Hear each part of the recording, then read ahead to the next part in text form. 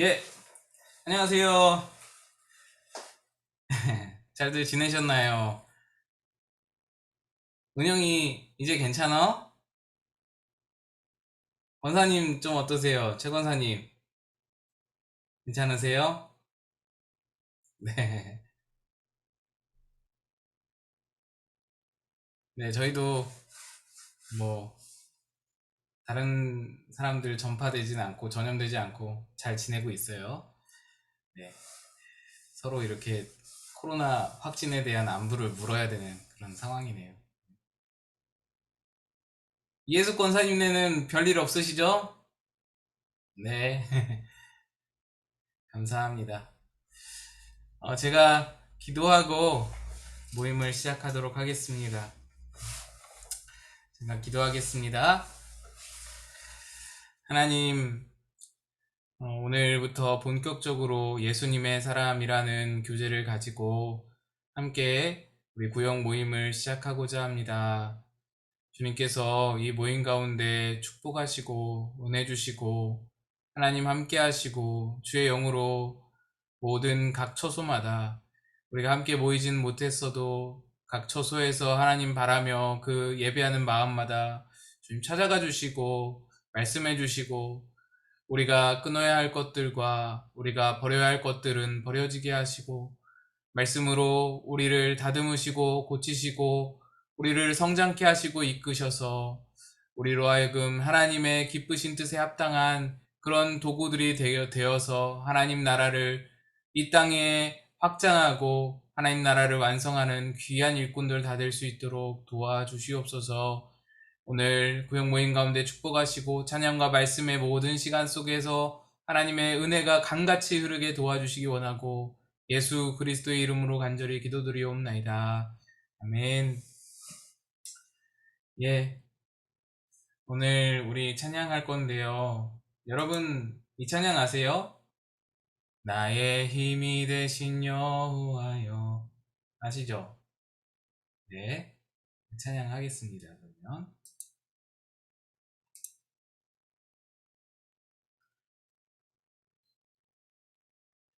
이 찬양 하겠습니다. 네.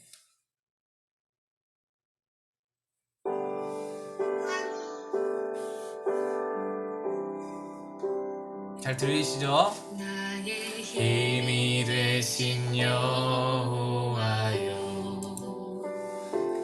내가 주님을 사랑합니다. 주는 나의 반석이시며 나의 요새시라. 주는 나를 건지시는 나의 주, 나의 하나님, 나의 피할 바위시요 나의 방패시라.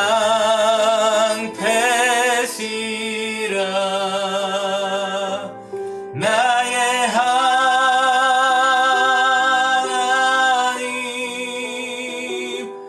나의 하나님,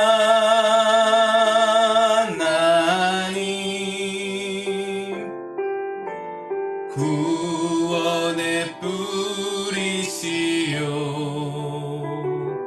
나의 산성이라.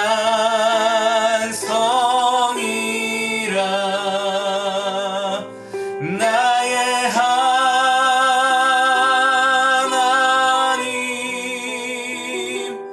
나의 하나님,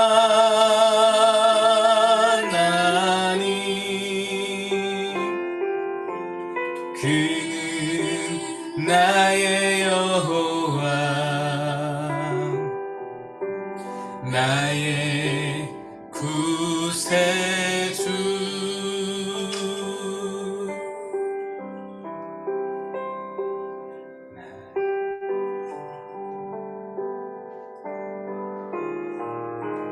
나의 생명이신 여호와여,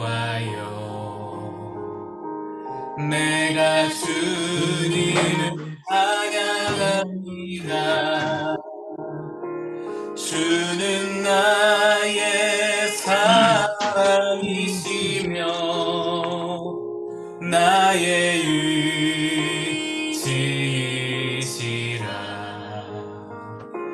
주는 나를 이끄시어 주의 길 인도하시며 나의 생의 목자 되시니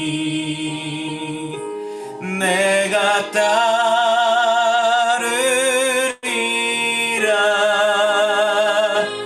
나의 하나님,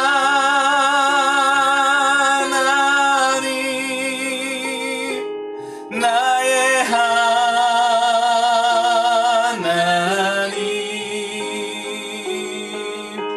생명의 면류관으로 내게 씌우소서.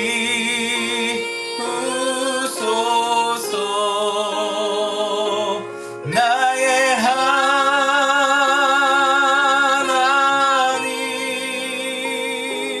나의 하나님, 그는 나의 여호와, 나의 구세주, 나의 하나님,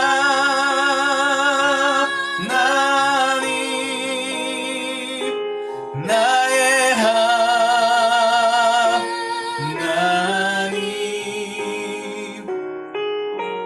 그는 나의 여호와, 나의 구세주,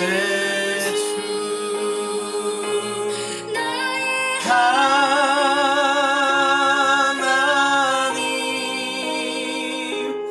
나의 하나님, 그는 나의 여호와, 나의 구세주.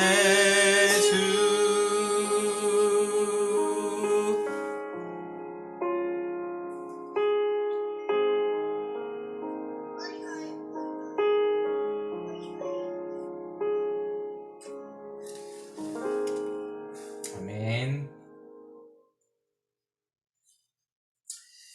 예.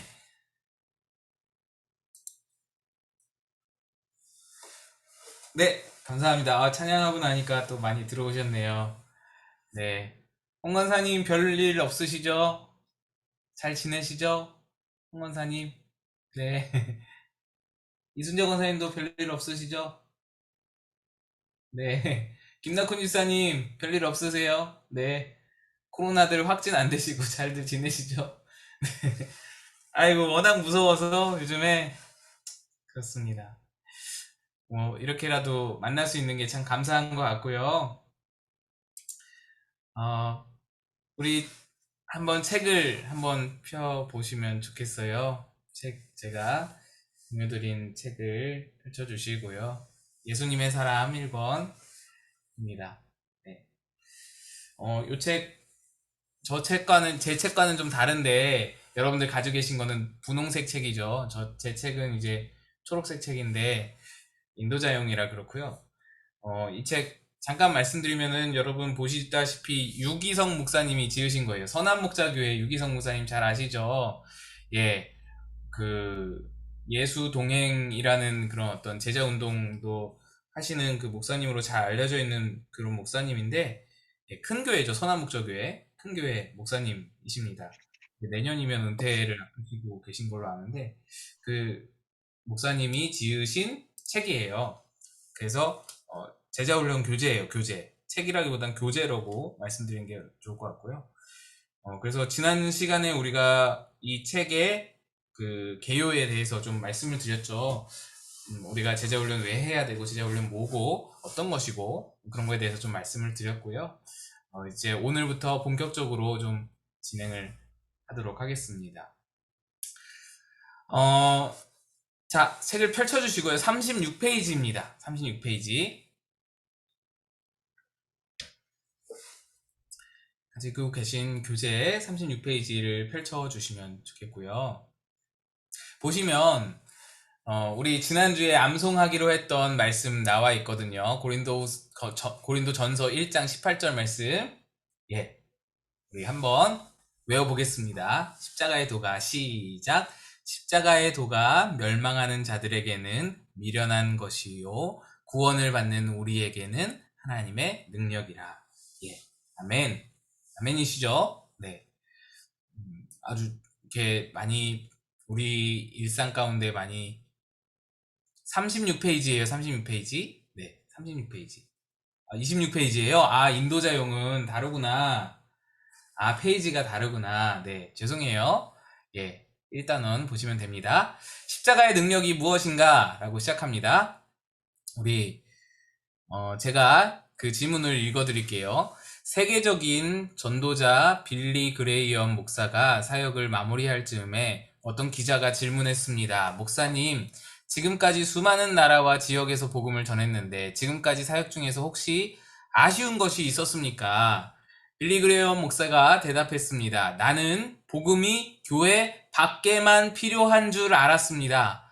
그런데 지금 새삼스럽게 깨닫는 것은 교회 안에 복음을 필요로 하는 사람이 더 많다는 사실입니다. 자, 빌리 그레이엄 목사님 여러분 잘 아시죠? 워낙 유명하신 미국의 목사님이신데 그 목사님이 사역을 마치는 그 마무리할 즈음에 은퇴하실 즈음에 이런 말씀을 하셨다라는 거예요. 저도 사실 좀 충격을 받았는데 복음이 교회 밖이 아니라 교회 안에 많이 필요로 하고 있다. 복음을 필요로 하는 자가 많이 있다.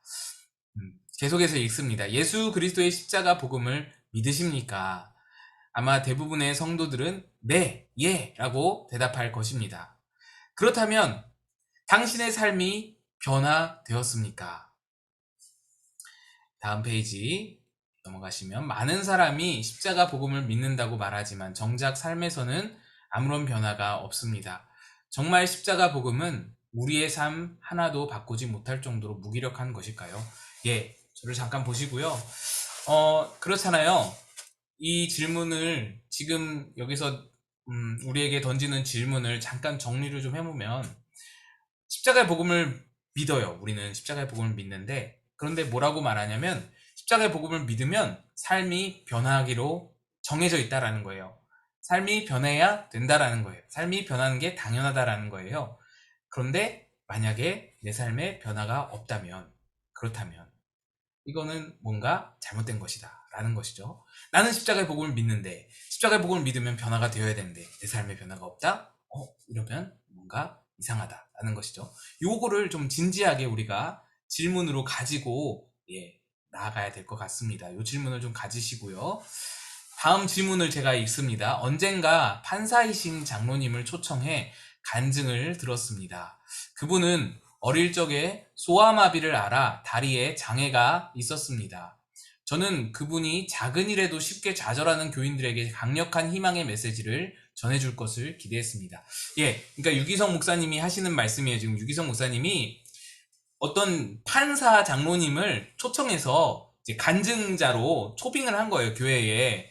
그래서 여러분, 그 담임 목사님들이 외부 강사를 초청할 때는요, 본인이 설교할 때보다도 더 긴장되는 면이 있어요. 내가 설교 안 하니까 맘 편하다 이게 아니라 더 긴장되는 게 있는데 뭐냐면 이분이 우리 교인들에게 필요한 말씀을 꼭 전해주셔야 되는데 내가 다 하지 못했던 말들을 이분이 좀 해주시면 좋겠다. 기대가 있는 거예요. 기대하는 마음에 초빙을 하고 초청하는 거잖아요. 그래서 이 지금 지문에서 말하는 게 유기성 목사님이 한 장로님, 판사 장로님, 그러니까 사회적으로 성공하신 장로님인데 장애를 가지셨어요. 소아마비 장애. 그래서 이분이 장애를 극복하고 판사로서 성공한 그런 어떤 도전적인 그런 이야기, 장애에 대한 좌절 극복의 간증, 그런 것들을 성도들에게 주면 너무 좋잖아요. 우리 성도들 지금 힘든데 그 장애를 극복하고 도전한 그런 이야기들 얼마나 귀중한 간증이 되겠어요. 그래서 그런 어떤 가벼운 분위기에서 그런 감동적인 이야기를 들을 줄 알고, 도전과 희망의 메시지를 들을 줄 알고 기대하고 이분을 초청을 한 거예요. 그래서 이제 집회가 시작되려고 하는데, 제가 계속 지문을 읽겠습니다. 집회가 시작되기 전 장로님과 환담하면서 저는 참 좋은 분을 모셨구나 하는 생각이 들었습니다. 이게 뭔 말이냐면, 장로님이 성품이 너무 좋으신 거예요. 장로님의 성품이 너무 좋아서 참 좋은 분을 기대를 하고, 야, 이번 집회 진짜 기대가 된다. 목사님이 그런 생각이 들었었던 것이죠. 그런데 집회가 시작되고 그분이 간증 서두에 하신 말씀이 저의 마음을 무겁게 했습니다. 기대랑 조금 다른 분위기인 거예요.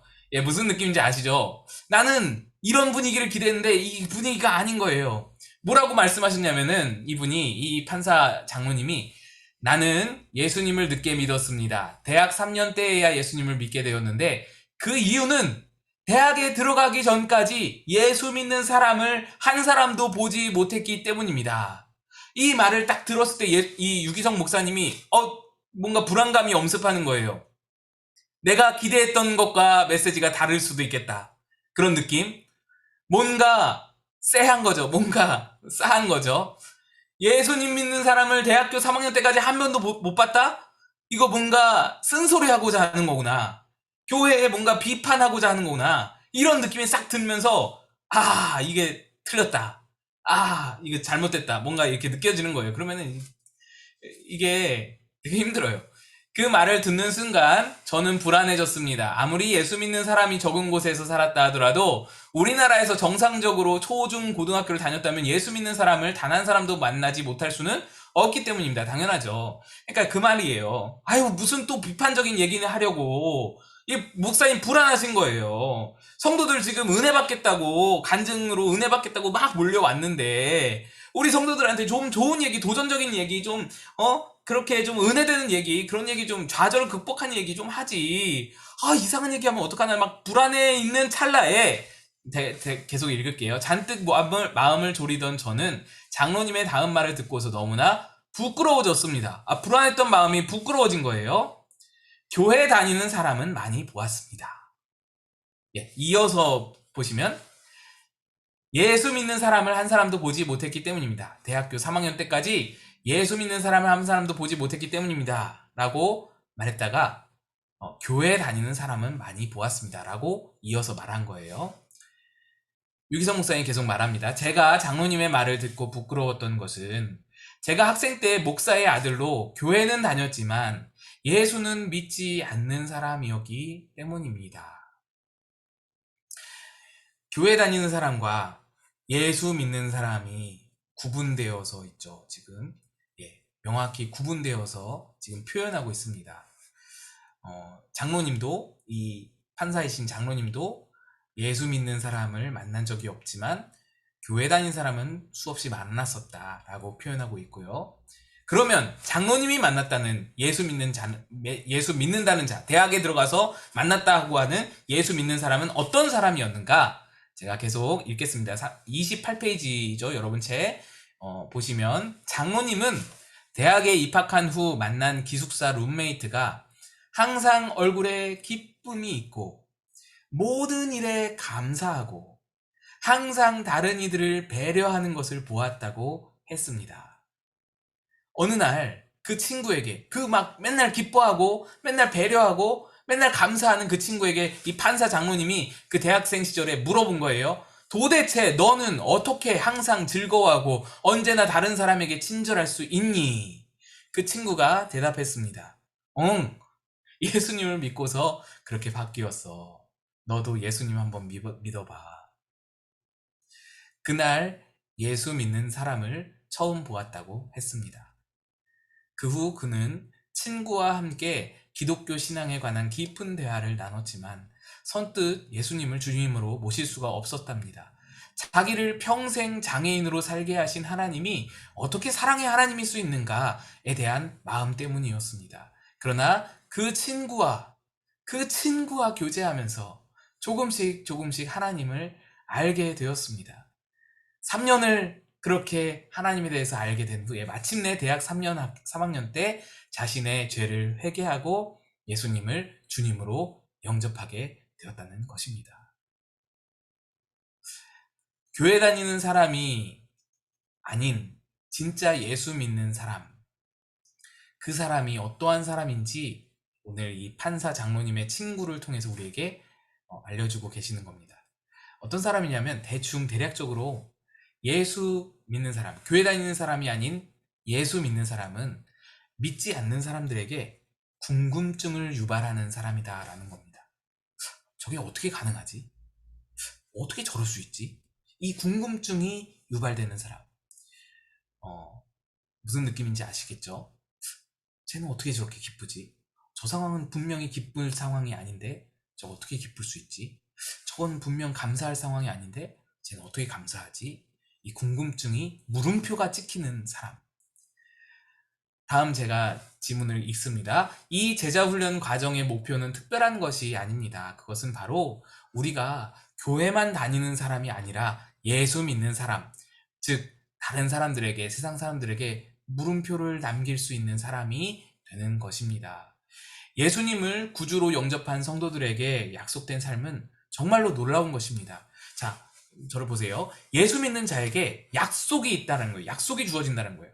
약속이라는 것은, 하나님이 약속하신 것은요, 지키지 않으신 바가 없어요. 하나님의 약속은 한 번도 이루어지지 않은 적이 없죠. 그 약속을 우리 예수 믿는 자들에게 주신다라는 거예요. 그래서 이 약속은, 지금 말하고자 하는 약속은 구원의 약속이 아니에요. 내 먼 미래의 영혼의 구원을 약속하는 그 약속 말고, 그것도 맞지만 그거 말고도 또 있다는 거예요. 또 약속이 있는데 뭐냐면 지금 내 현재 내 삶에서 이루어진 약속. 자, 넘어갑니다. 29페이지 보시면 그 약속이 3가지로 나와 있는데요.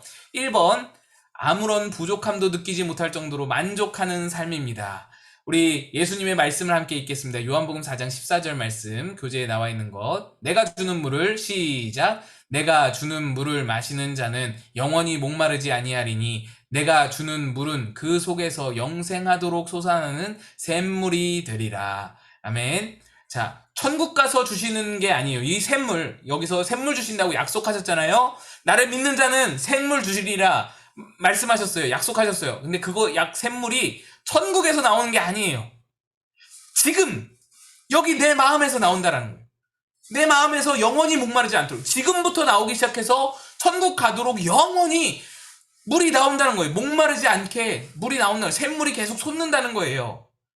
이 말은, 계속 지문을 읽습니다. 영원히 목마르지 않는다는 약속의 말씀은 아무것도 부족한 것이 없다는 뜻입니다. 우리가 방금 고백했잖아요. 찬양을 통해 여호와는 나의 목자시니 내게 부족함이 없으리로다.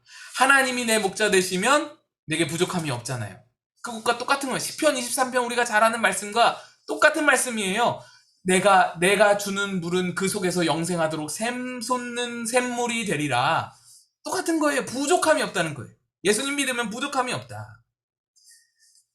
이것이 예수님 믿는 자에게 주시는 첫 번째 약속이에요. 그런데 우리는 부족하잖아요. 그죠? 이 질문이 있어야 돼요. 왜 우리는 부족하지? 왜 나는 만족이 없지? 이 질문이 있어야 돼요. 자, 두 번째 약속은 주위에 엄청난 영향력을 끼치는 삶입니다. 아까 보셨던 판사 장로님의 친구 같은 그런 영향력을 끼치는 삶. 자, 우리 말씀 또 읽겠습니다. 요한복음 7장 37에서 38절 말씀. 명절 끝날, 시작. 명절 끝날, 곧 큰 날에 예수께서 서서 외쳐 이르시되 누구든지 목마르거든 내게로 와서 마시라. 나를 믿는 자는 성경의 이름과 같이 그 배에서 생수의 강이 흘러나오리라 하시니. 자, 위에 첫 번째 약속은 뭐였냐면은 내 안에 샘솟도록 영생하도록 샘물이 나온다라는 거였어요. 그 샘물은 나를 만족시키는 물이에요. 나를 목마르지 않게 하는, 부족함이 없게 하는 물이었어요. 그런데 오늘 요 말씀은, 지금 두 번째 말씀은 뭐냐면 여기서 흘러 넘친다라는 거예요. 나만 채우는 게 아니라 흘러서 넘쳐서 다른 사람에게 간다는 거예요. 다른 사람들에게 이 물이 흘러간다는 거예요. 그래서요, 이 물이, 이 예수를 믿는 자의 능력은 내 목마름만 채우는 게 아니라 나만 잘 되고 나만 행복하고 나만 기쁘고 예수 믿고 나만 뭐 형통하고 나만 뭐 복받고 이게 여기서 끝나는 게 아니에요. 예수 믿는 자는 예수 믿어서 남이 잘 되게 하는 거예요. 그게 복이에요. 그게 진짜 예수 믿는 자의 복인 거예요. 능력인 거예요. 약속인 거예요. 내가 잘 믿어서 남을 살게 하는 거예요. 남을 잘 살리고 남을 복되게 하고 남을 도와주고 남을 배려하고 남에게 영향을 주는 거예요. 남에게 기쁨을 주는 거예요. 계속 지문을 읽습니다. 생수의 강이 흘러나온다는 말은 주위에 엄청난 영향력을 끼친다는 말입니다. 그러므로 당신에게 예수님의 약속이 이루어졌다면 가정, 직장, 학교에서 놀라운 은혜를 끼치며 살아야 합니다. 예. 내가 믿으면 남이 잘 돼야 된다. 기억하세요. 내가 예수 믿으면 남이 잘 돼야 된다. 내가 은혜 받으면, 내가 예배 드리면서 은혜 받았다. 내가 말씀 통해 은혜 받았다. 내가 찬양을 통해 은혜 받았다. 그러면 나 기쁘다. 내가 막 황홀경에 있다. 그러고 끝나는 게 아니에요. 내가 은혜 받았으면 이제 남이 잘 돼야 되는 거예요. 여기서 넘쳐나야 되니까. 흘러가야 되니까. 생수가 흘러 넘쳐야 되니까. 자, 3번. 시험을 만날 때 넉넉히 이기는 삶입니다. 자, 이게 예수 믿는 자에게 주어주신 세 번째 약속이에요. 여러분, 이거는요, 잘 믿으면 주고, 못 믿으면 안 주는 게 아니에요. 누구나, 믿는 자라면 누구나 다 주신다는 약속이에요, 약속. 정해져 있는 거예요. 로마서 8장 35절에서 37절 제가 읽겠습니다. 눈으로 따라 읽으세요. 누가 우리를 그리스도의 사랑에서 끊으리요? 환난이나 공고나 박해나 기근이나 적신이나 위험이나 칼이랴. 기록된 바 우리가 종일 주를 위하여 죽임을 당하게 되며 도살당할 양같이 여김을 받았나이다 함과 같으니라. 그러나 이 모든 일에 우리를 사랑하시는 이로 말미암아 우리가 넉넉히 이기느니라. 아멘. 우리가 예수를 믿는 자에게 세 번째 주신 약속은 모든 것을 이길 수 있는 힘이라는 거예요. 시험, 곤고, 환란, 그런 어떤 모든 것, 고난, 모든 것 다 이길 수 있는, 하나님이 날 사랑한다는 걸 믿고 또 하나님이 이 세상의 모든 일들을 주관하신다는 걸 믿으면요, 이 두 가지를 믿으면, 이 두 가지, 사랑을 믿고 나의 모든 환경을 하나님이 주관하신다는 걸 믿으면은 내게 지금 다가오는 환경, 내게 다가오는 시험과 고난이 하나님 사랑 안에서 내게 주어진 것임을 깨닫게 되는 거죠. 그래서 이길 수 있는 거예요. 그래, 이것도, 이 환란도, 이 시험도 하나님이 나를 사랑하시는 그 바운더리 안에서 하나님이 나를 사랑하셔서 내게 뜻하신 바가 있어서 내게 주시는 거겠지. 이길 수 있다는 거예요. 넉넉히 이긴다는 거예요. 그냥 이기는 게 아니라 넉넉히, 충분히 이길 수 있다는 거예요. 간신히 이기는 게 아니라. 자, 지문을 계속 읽습니다. 그리스도인은 아무리 큰 시험을 당하고 그 어떤 위협과 고통이 닥쳐온다 해도 넉넉히 이길 수 있습니다. 하나님의 사랑에서 우리를 끊어놓을 수 있는 것은 아무것도 없기 때문입니다. 자, 질문입니다. 예수님께서 약속하신 삶과 자신의 삶을 비교해 보십시오. 당신은 약속된 삶을 누리며 살고 있습니까? 약속된 것 세 가지라고 했어요. 예수님 믿으면 반드시 주어지는 것 세 가지. 만족, 그리고 남에게 베푸는 영향력, 생수의 강, 그리고 각종 시험 환란을 넉넉히 이길 수 있는 능력. 이 세 가지. 우리 안에 있습니까? 라고 묻고 있어요. 잘 안 되죠. 여기서 이제 우리의 어떤 딜레마가 있는 거예요. 왜 난 안 될까? 왜 난 이게 없을까? 여러분뿐만 아니에요. 저도 안 될 때가 많이 있습니다.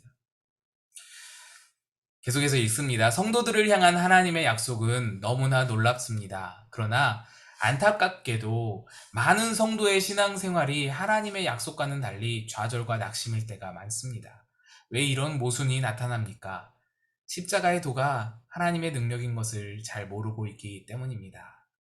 이 능력을 우리가 제대로 믿지 못하기 때문에, 약속해 주신 세 가지 능력이 우리 안에 있다는 것을 우리가 잘 믿지 못하기 때문에 우리 삶에 나타나지 않는 것입니다. 라는 거예요. 나는 상관없겠지라는 생각을 갖는 경우도 있어요. 약속이 나와는 상관이 없겠지. 목사님 같이 잘 믿는 분에게만 주어지는 능력이겠지. 그런 능력은 나같이 이런 믿음은 주어지지 않는 거야. 이런 생각들. 그거 아니라고 했어요. 작게 믿으나 크게 믿으나 믿음이 있으면, 예수를 믿는 믿음이 있으면 누구에게나 주어지는 능력이에요. 만족하고 영향력 있고 또 시험을 거뜬히 이기는 능력. 자, 넘어가서 고린도전서 1장 18절을 읽고 다음 질문에 답을 쓰세요 라고 되어 있습니다. 고린도전서 1장 18절 우리 같이 한번 옆에 지문으로 있을 거예요. 예, 같이 한번 읽어보겠습니다. 시작. 십자가의 도가 멸망하는 자들에게는 미련한 것이요 구원을 받는 우리에게는 하나님의 능력이라. 자, 1번 십자가의 도가 구원받지 못한 사람에게는 어떻게 보인다고 했습니까? 어떻게 보인다고 했나요? 멸망하는 자들, 구원받지 못하는 자들에게는 미련한 것이라고 했죠. 미련한 것. 예수님의 희생과 예수님의 죽음, 이거를 미련하다고 생각하는 거예요. 멸망하는 자들은요, 돈과 힘과 능력으로 살아남는 게 능력이지. 그죠? 십자가를 지지 않고 십자가에서 죽는 게 아니라 십자가에서 내려와서, 십자가를 떨치고 내려와서 자기를 공격하던 사람들을 다 몰살하는 게 그게 능력이지. 그렇게 죽어가는 거, 그렇게 무기력하게 희생되는 거, 그렇게 무기력하게 죽는 거는 능력이 아니야. 그건 실력이 아니야. 그건 미련한 거야. 어리석은 거야. 그렇게 되는 거예요. 그 지혜가 없는 거야. 손해보는 거, 희생하는 거를 미련한 걸로 본다라는 거예요. 그러나 2번 십자가의 도가 구원받는 그리스도인에게 어떤 능력이 된다고 했습니까? 어떤 능력이에요? 하나님의 능력이라고 그랬어요. 하나님의 능력. 십자가의 도는 우리들에게, 구원받는 우리들에게 하나님의 능력이 된다라고 했어요. 예수님의 십자가가 어떤 사람에게는 미련한 것으로 보이고 어떤 사람에게는 하나님의 능력으로 보인다고 했습니다. 당신은 십자가가 능력이라는 사실을 알고 있습니까? 많은 성도가 교회는 다니지만 예수님과 인격적인 만남도 없고 간증도 없는 종교 생활을 하고 있습니다. 여기서 종교 생활이라는 것을 조금 설명드리면 여러분, 기독교는 종교 생활하는 단체가 아니에요. 저는 더 나아가서 기독교는 종교가 아니에요. 기독교는 종교가 아니에요. 종교라고 말을 하죠. 예, 표현하기 쉽게 위해서. 사람들의 이해를 돕기 위해서 종교라고 표현을 하죠. 종교의 바운더리에 있죠. 무슨 행정적으로 그렇게 종교적으로 이렇게 말은 하지만 사실 실상은 종교가 아니에요. 기독교는 진리예요. 기독교는 능력이고요. 기독교는 그 생명이에요. 그러니까 종교와랑은 좀 다른 거예요. 종교 생활은 뭐냐면요, 마음의 위안을 얻기 위해서 하는 거예요.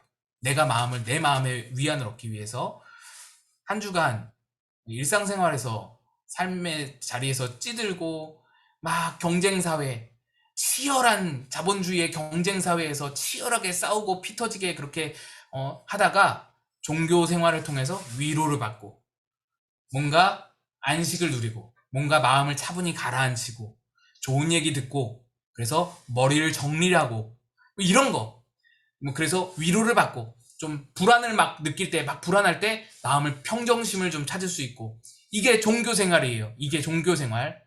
우리가 교회를 나가는 목적이 여기에 있다면 우리도 종교 생활하는 거예요. 그런데 우리는 종교 생활이 아니에요. 우리는 신앙 생활이에요. 신앙 생활. 우리는 진리를 향하여서 나아가는 신앙 생활을 하는 거예요. 위의 것들도 다 포함이 돼요. 종교 생활의 것들이 우리 안에 있을 수 있어요. 당연하죠. 있을 수 있어요. 근데 그게 목적이 아니에요. 우리의 목적이 아니에요.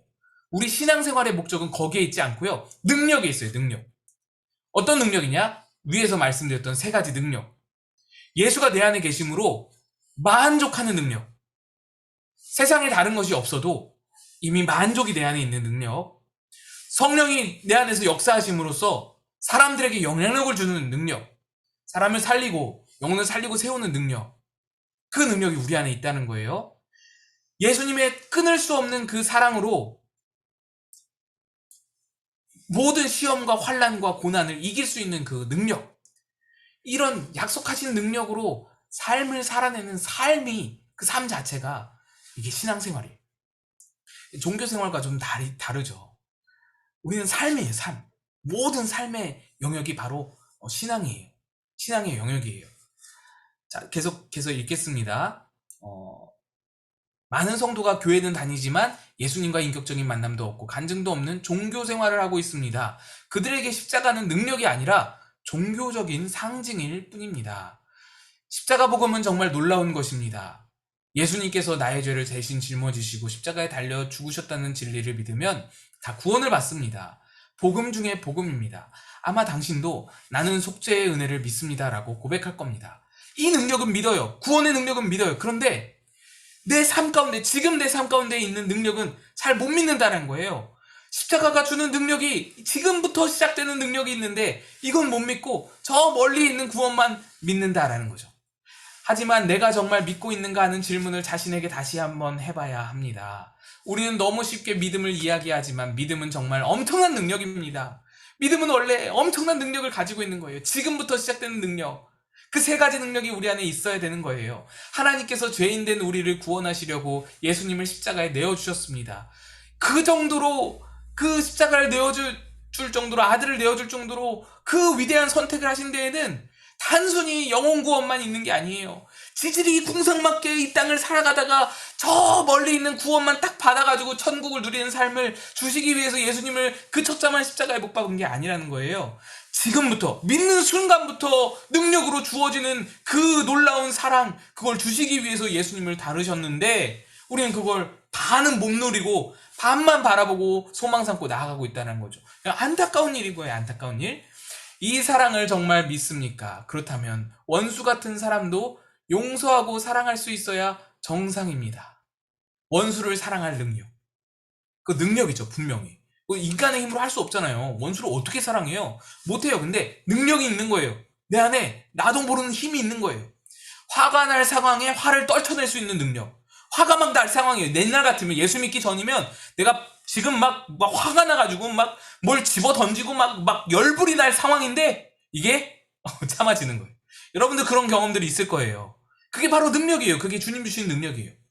또 막 시험에 들어서 나자빠질 상황이에요. 지금 막 교회 안에서 막 시험에 들었어요. 무슨 소리를 들어가지고 막 시험에 들어서 다시는 교회를 안 나가고 다시는 그 사람 얼굴 보지도 않을 그런 상황이에요. 옛날 같으면 내가 그 절교해버리고 완전히 다 끊어버릴 그런 상황인데 그게 넘어가지는 거예요. 그럴 수도 있지. 이겨내지는 거예요. 그 능력을 말하는 거예요. 여러분도 경험한 적이 있는 그 능력. 당신 안에 예수님이 계시다는 것을 정말 믿습니까? 은밀한 죄는 더 이상 짓지 않아야 정상입니다. 천국이 있다고 정말 믿습니까? 내게 지금 다가오는 고난을 두려워하지 않고 오히려 감사하는 마음을 품는 게 정상입니다. 예수 믿으면 이게 당연히 주어진다는 거예요. 십자가의 도는 하나님의 능력입니다. 그런데 왜 우리는 미운 사람이 용서가 안 되고 두려움과 염려 속에 살며 항상 기뻐하고 감사하지 못할까요? 실제로는 십자가의 도가 정말로 그 능력이라는 걸 잘 모르고 있기 때문입니다. 십자가의 도를 알고 믿는다고 생각하는데 그게 진짜가 아니라는 겁니다. 여러분, 그렇습니다. 우리는 바로 이 부분을 바꾸기 위해서 여기 있는 거예요. 이 포인트를 잘 새기시길 바라고. 교회에 하나님의 말씀을 공부하고자 하는 열의는 대단합니다. 그런데 말씀대로 살 수 있다는 믿음은 없습니다. 정말 안타깝죠. 항상 기뻐하라, 너무나 잘 알아요. 항상 기뻐하라 말씀 너무 잘 알아요. 그 말씀 너무나 잘 깊이 알고 다 외우고 그런 말씀인데 항상 기뻐할 수 있다고 믿는 사람은 적어요. 무슨 말씀인지 알겠어요? 항상 기뻐하라 말씀 너무 잘 아는데 그래도 항상 기뻐하는 건 불가능하지. 믿어지지 않는 거예요. 저조차도 그래요.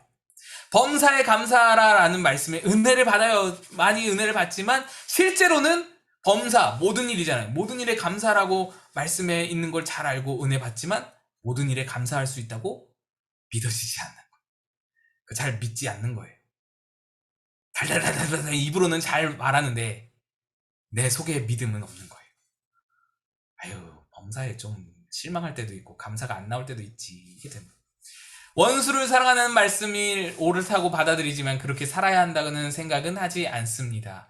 그 밑에 유기성 목사님의 고백이에요. 유기성 목사님이 어린 시절 고백이에요. 제가 한번 읽어볼게요. 저는 목사의 아들이었습니다. 중학교 친구 중에 장로가 된 친구가 한 명 있었습니다. 중학교 때 그 친구와 정말 친했지만 그를 전도하지는 않았습니다. 30년 만에 그 친구를 만났는데 이제 장로가 된 거예요. 친구의 부인이 물었습니다. 중학교 때 목사님과 아주 친했다고 들었는데 왜 그때는 전도하지 않으셨나요? 목사님 굉장히 난감하시죠? 중학교 때 친했는데 이 친구가 장로가 돼서 만난 거예요, 목사님이. 근데 어렸을 때 전도를 한 번도 안 했대요. 넘어갑니다. 31페이지, 33페이지 보시면 너무나 부끄러워할 말이 없었습니다. 전도하지 못했던 이유는 하나였습니다. 목사의 아들이었지만 중고등학교 시절에는 솔직히 십자가의 도가 하나님의 능력이라는 것을 몰랐기 때문입니다. 모두가 마찬가지일 거예요. 그죠?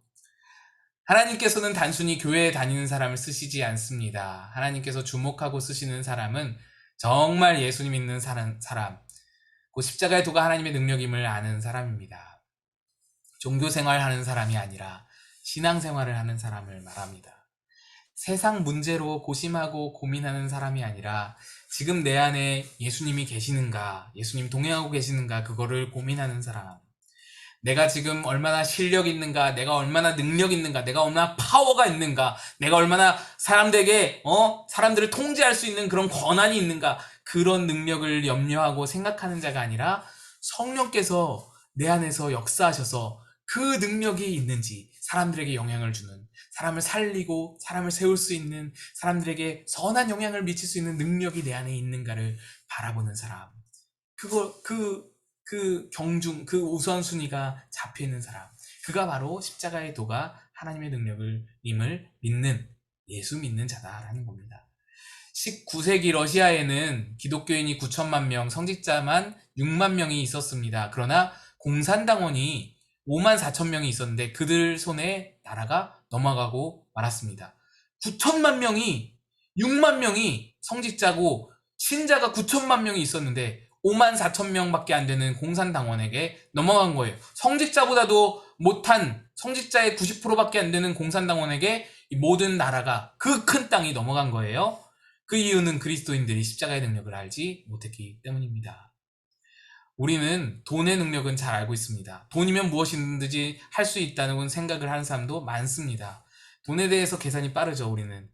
돈 1,000만 원이면 뭘 할 수 있고 뭘 할 수 없다, 이 계산이 확 서잖아요. 제가 만약에 여러분 앞에서, 여러분 권사님들, 집사님들, 제가 1,000만 원이 생겼는데 이 1,000만 원으로 우리 마곡 지역에 엠벨리 아파트 하나 사려고 해요. 여러분 기도해 주세요. 이렇게 말한다면 여러분이 혀를 끌끌 찰 거잖아요. 우리 아들들이 그렇게 말하거든요. 엄마, 아빠, 나 아파트 살래. 그래요. 아파트 산다고. 친구들 아파트 산다고 자기도 아파트 산대요. 그러니까 아파트를 살고 있다고, 친구들이 가보고는 아파트 좋아 보이니까 자기도 아파트 살 거라는 거예요. 그래서 돈 어떻게 얼마 있는데, 나 지금 세뱃돈 받아가지고 뭐 몇십만 원 있는데 나 이거 세뱃돈 해가지고 모아가지고 한 1,000만 원이면 살 수 있잖아. 한 2,000만 원이면 돼. 내가 아파트 사줄게. 이렇게 말하는 거예요. 마음은 고맙지만 웃어 넘기는 거죠. 여러분, 우리가 돈에 대한 계산이 있잖아요. 1,000만 원이면 뭘 할 수 있고 뭘 할 수 없어. 이 계산이 있단 말이에요. 우리가 선단 말이에요, 계산이. 십자가의 능력을 안다라는 것은요, 예수님이 내 안에 계시면 내가 뭘 할 수 있어. 이 계산이 서는 사람이에요. 성령님이 내 안에 역사하시면 내가 뭘 할 수 있어. 이 계산이 서는 사람이에요. 이게 예측이 되는 사람이에요. 이게 믿음인 거죠. 이게 믿음. 거기서부터 능력이 나오는 거예요. 거기서부터 능력이. 예수님이 계셔도 내가 그걸 할 수 있을까 없을까? 이 계산이 안 서면 어린아이가 1,000만 원 가지고 아파트 산다는 것과 똑같은 상황인 거예요. 아무것도 모르는 거예요. 십자가의 도에 대해서, 십자가의 능력에 대해서 모르는 거예요. 계산이 안 서는 거예요.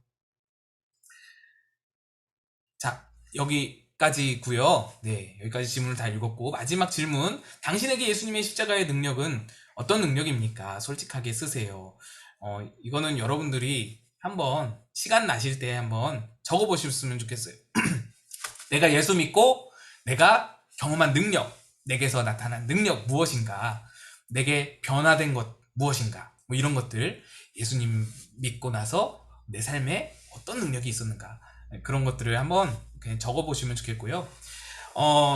오늘부터 모임 방식을 조금 바꿨어요. 제가 원래는 뭐 한 30분 강의한다고 했는데 조금 더 많이 한 것은 뒤에 이렇게 자율적으로 나눔을 하기로 했었잖아요. 근데 그 나눔 시간을 아예 한 주 떼어서 격주로 우리가 강의를 하잖아요. 격주로 강의하는데 그 중간중간에 그러니까 다음 주에 격주로 나눔을 할 거예요. 그러니까 한 주는 강의 듣고 한 주는 나눔하고 그렇게 하겠습니다. 강의를 듣고는 그 강의의 내용을 잘 묵상하시고 또 주일 설교도 뭐 묵상하시고 여러 가지 말씀들 묵상하시고 다음 주에 나눔하는 거예요. 이 나눔 참여는 강요가 아니에요. 자율적으로 하시면 됩니다. 예, 뭐 부담 갖지 마시고 나눔하시고 싶으신 분들 나누시면 들어오셔서 나누시면 되겠고요. 방식은 똑같이 우리 줌으로 그렇게 하겠습니다. 그래서 격주로 강의하고 격주로 나눔한다 이렇게 기억을 하시면 좋겠습니다. 우리 암송 말씀 마지막으로 보고 마치도록 하겠습니다. 자, 암송 구절 너무 짧고 쉽죠? 누가복음 5장 8절 말씀을 잘랐어요. 잘라진 말씀인데 같이 읽겠습니다. 시작. 주여 나를 떠나소서 나는 죄인이로소이다. 아멘. 요 말씀을 가지고 다음 주 강의를 다다음 주죠. 2주 뒤에 강의를 진행하고요. 다음 주에는 오늘 우리 마지막 질문에 적어보시는 그런 것들과 또 강의를 듣고 생각하신 것과 또 한 주간 묵상한 것들을 가지고 다음 주에는 나눔 시간을 갖도록 하겠습니다. 우리 찬양 하고요. 아까 불렀던 찬양 다시 한번 하고 마치도록 하겠습니다.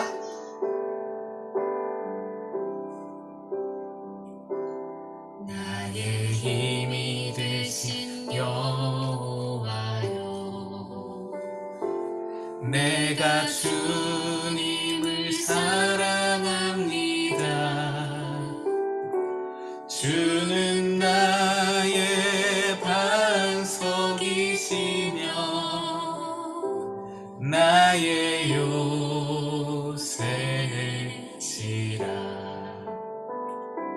주는 나를 건지시는 나의 주, 나의 하나님, 나의 피할 바위시요 나의 방패시라.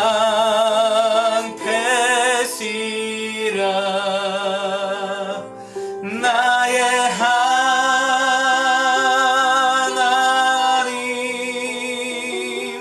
나의 하나님,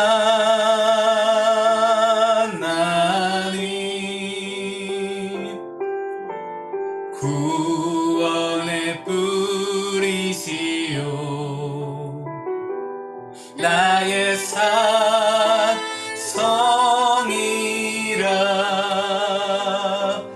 나의 하나님, 나의 하나님, 그는 나의 여호와, 나의 구세주.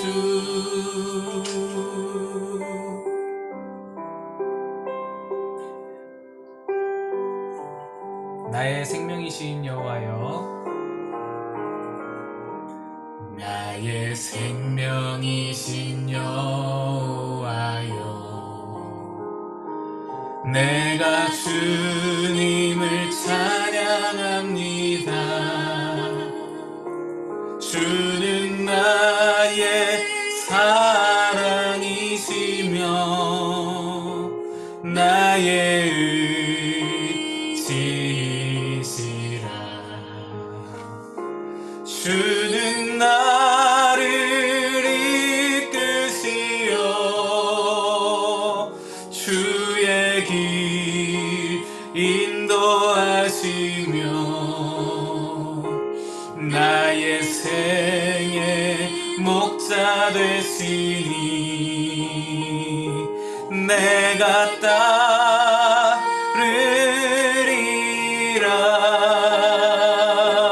나의 하나님,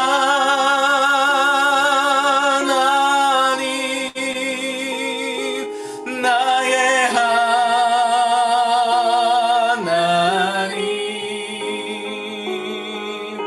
생명의 면류관으로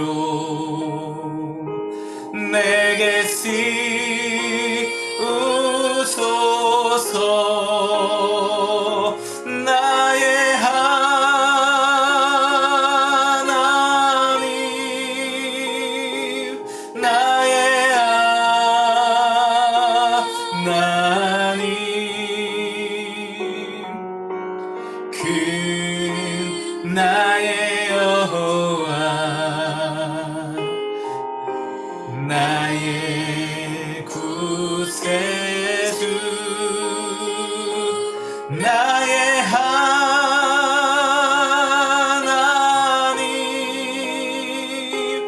나의 하나님 그 나의 여호와 나의 구세주 나의 하나님 나의 하나님 그는 나의 여호와 그는 나의 여호와 나의 구세주.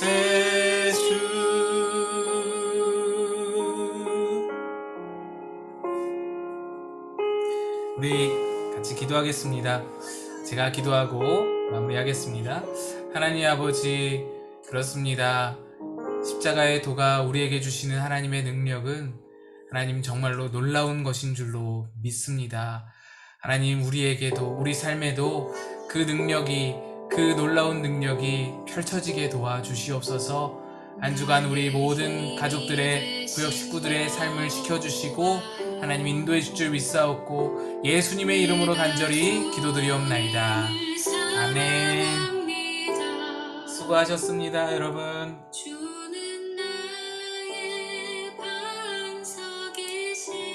감사합니다. 네, 들어가시면 됩니다. 감사합니다, 여러분. 수고하셨습니다. 고생하셨습니다. 주일에 봐요. 건강하게 봬요. 확진되지 마시고 건강하게 봬요. 들어가세요. 네. 평화